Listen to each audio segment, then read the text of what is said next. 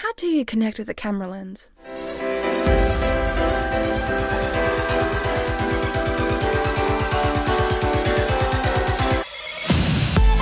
G'day crew, and welcome back to the Do Video Podcast, where we get you and your business genuinely connecting with your customers through the best method at the moment, video. I was doing spirit fingers for those who can't see. I'm Zoe, the video confidence coach, your guide to instantly connecting with your customers. Take it away, slightly younger Zoe. What tip I want to give you guys today, and something that you can implement right now with your phone, with your laptop if it has a webcam, or anything that has a camera on it, is, get ready for it, always look down the lens of the camera when speaking to the camera.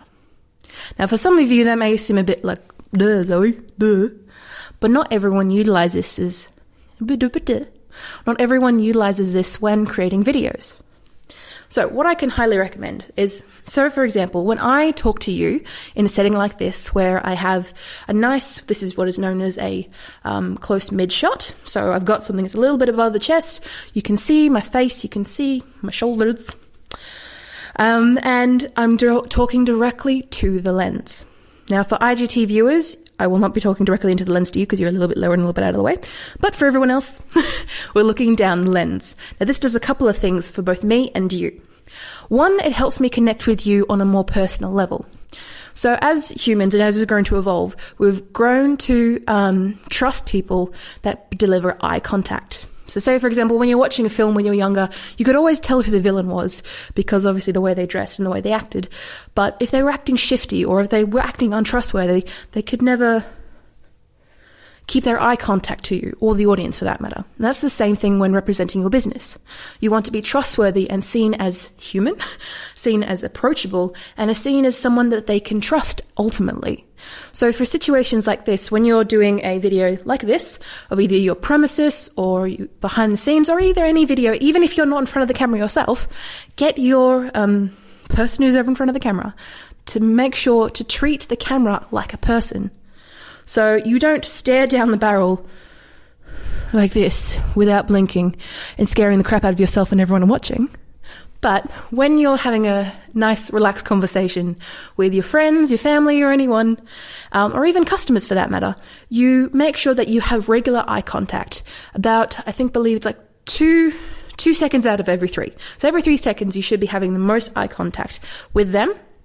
And even if you are in a multi-camera setup, so say, for example, you're on a podcast, you're on TV, or you're in a situation where there's multiple different cameras, as in multiple different people, eyes, looking at you, make sure that you give enough attention to both. Or in my case, I can give enough attention to both my IGTV audience and my regular audience, cutting between the two. Obviously not too fast, but I can say focus on IGTV, make sure that's clear, and cut back to you guys. So the reason that we use eye contact as a way of being able to trust someone is because you can understand their intentions and their feelings and their motivations. So if I was telling a lie, like, I don't want to lie to you, but say for example, if I was telling a lie that what's a lie that makes me what's a lie that makes me actually look good? I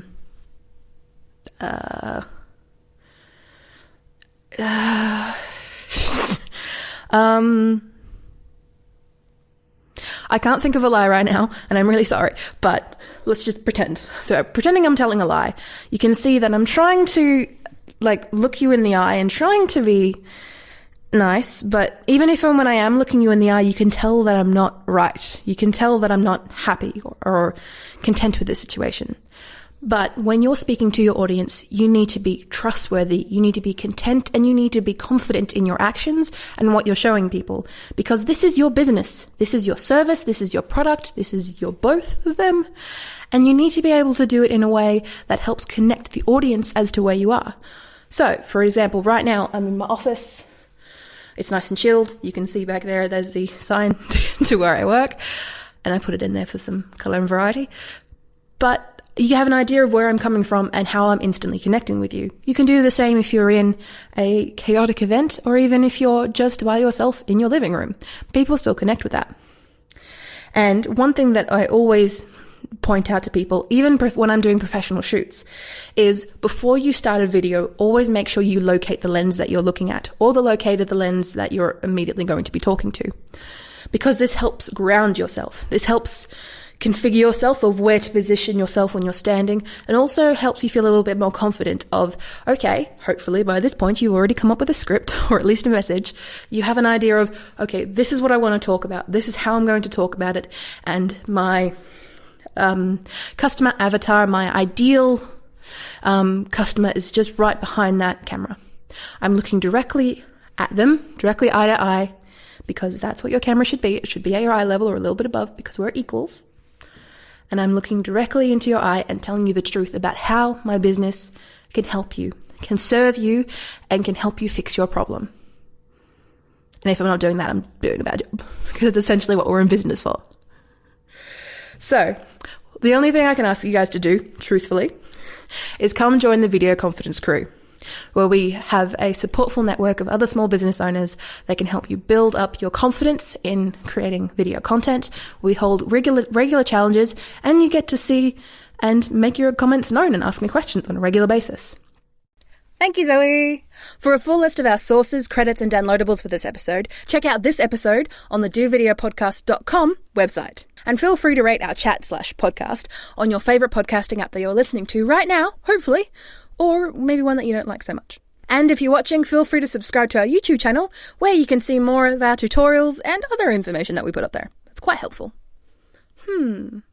Looking for something to listen to while you wait for another Do Video podcast episode?